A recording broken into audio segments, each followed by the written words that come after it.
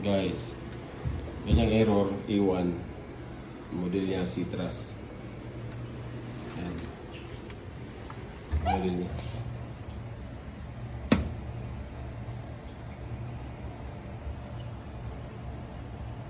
Yun ang model niya.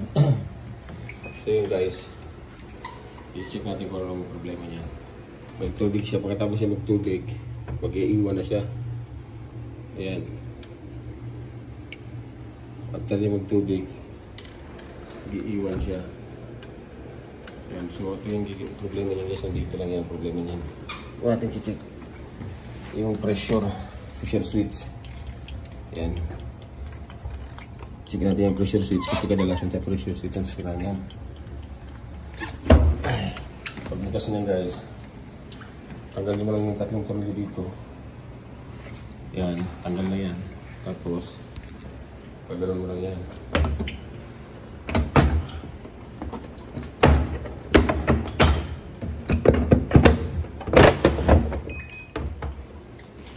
Tayo mo natin.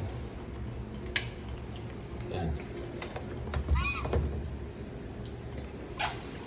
Pero kailangan natin i-trim yung tubig.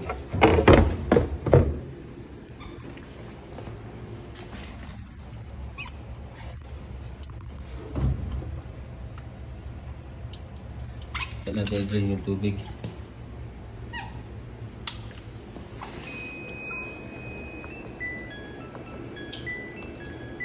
I-drain natin. I-drain muna natin tubig, guys.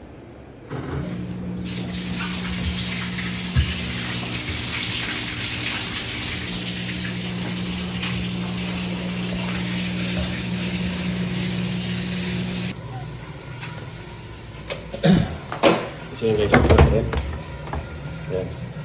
So ito yung pressure switch. I-check natin yung hose. Yan yung hose head.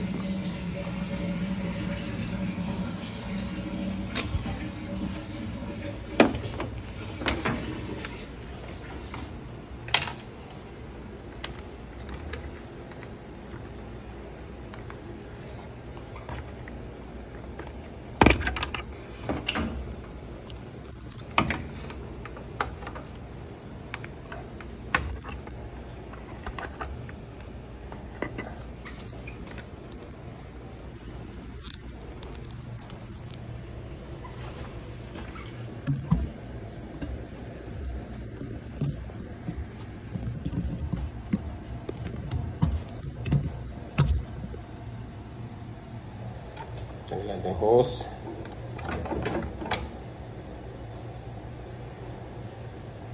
Tingnan guys ang damage niya. Yan. Yan ang problema niya guys. Butas na yung hose niya. Yung mga butas na yun. Yung mga butas na yung hose.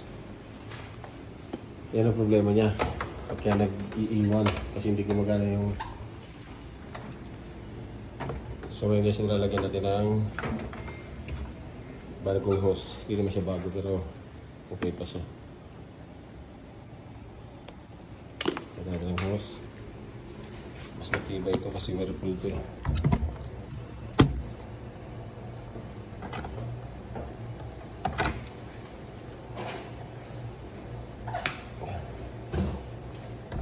Natin.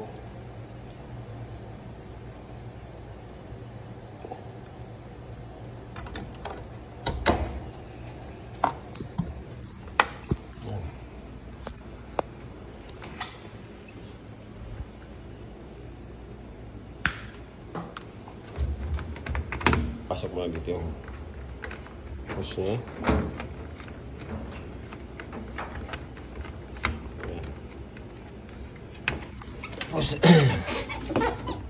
Ipulutot natin dito sa suspension niya. Ganyan. Para di mag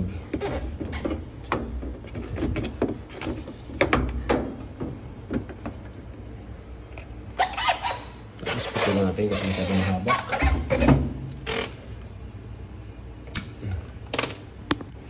Silpak natin dito. Yan. Yan guys. So, testingin natin. Testingin natin ang ulit.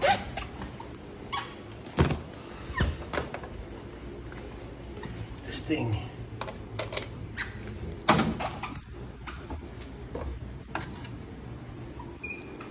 Balik natin to.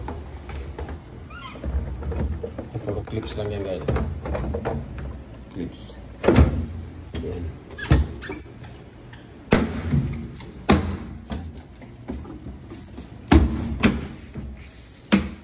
Okay. Natin.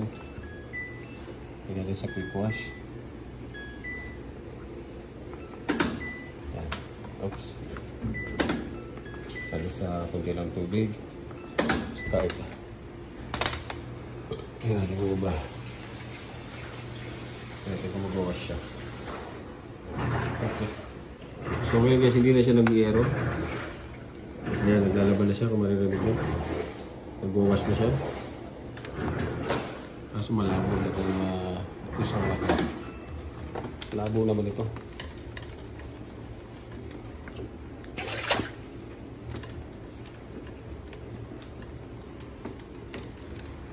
Yan.